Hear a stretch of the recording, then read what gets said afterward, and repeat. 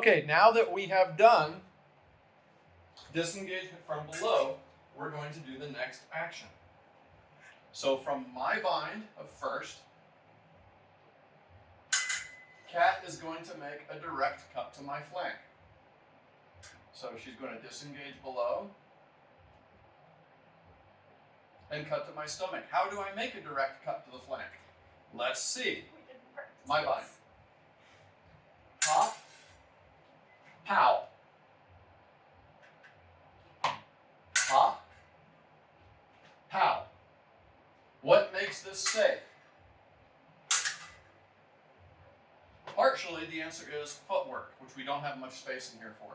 But we're going to practice from here. I'm not using my wrist. I'm rotating my upper arm. It's her bind, but it's my cut. All I've done is rotate my upper arm using my back muscles while I make the attack. Now, we're not going to do big, strong lunges today because we were drilling really hard last night and both of us are a bit wiped. But you can, on your own, practice going into a deeper lunge and staying upright. The Hungarians will do a little bit of a lean, but they don't tend to go for the really strong, big Raddaialian lean. Generally, when they're here, you'll see their arm coming out in a straight line from the shoulder rather than this long line from the shoulder. This will distort that. So you can be here and make that. We're mostly going to be taller today for convenience. So, her bind of cream, she rotates her arm and cuts my flank. Pop. Now, for practice purposes, should be about here to here. Hema-wise, if she clips me in the backside, that's fine, but there are two problems with this. One, under some classical and modern Olympic rule sets, this is off target, won't do you any good, or could even get you penalized. Second, she's also shortening her reach. By coming straight out from the shoulder, her reach is improved. Make the same cut and hold it, please. And what she wants to do is try to be there. So it's nice and casual, and she can do this for reps with her body weight down here. This is important when you're first learning because it keeps your weight over your hips and will gradually teach your hips to soften up and loosen up. What we would call in the physical trade active stretching, that is, or being in a position. If she leans forward, all that work starts being here, and she gets the classic "my thighs are burning" problem. We don't actually want our thighs to be burning all the time. It gets in the way of training. So, here we are again. My bind, her cut to flank. Good. Now see if you can do it with relatively minimal elbow bend, so you can get just around my shell and no bigger. Notice that as she makes that small, come back.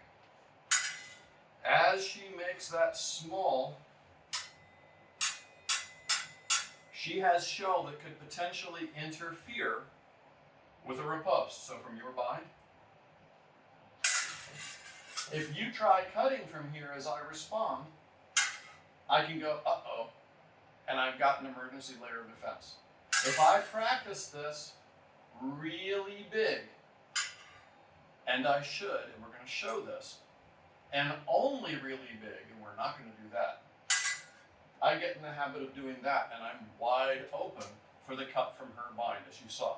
So, I should be able to practice this just big enough, and this is another one of the cuts we're going to do, or quite large. Go ahead and let me land for a minute. Rotation and hit. Rotation and hit. Okay, so Kat's going to model this in the air. Come forward a little bit. From the opponent's bind, she turns her arm and cuts flank. Pop. From the opponent's bind, she turns her arm and cuts flank. From the opponent's bind, she turns her arm a little bit more and cuts flank. Notice even navigating our low ceilings, there was very little wrist involved. Notice how she's staying upright and using that back hip. Kat, I'm going to poke you for a second. Oh boy. When you're here, you will mostly feel the strain right here in the gluteus maximus, because this is the muscle that keeps you upright.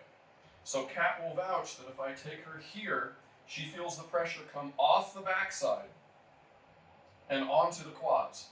True or false? And the knee. Yeah, and the knee. So by practicing here, her biggest and most powerful muscle does the work. Also, for those of you who are instructors, I'm a body work guy by trade. I have Kat's prior permission to poke and prod for demonstration purposes. Don't poke your students in the butt without permission. They resent it, and rightfully so. It's an intrusion of their privacy. All right, Kat, 1 or 2 more times.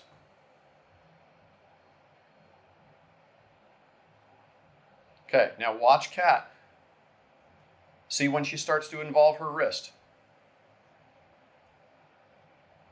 Now watch Kat do it with no wrist involvement.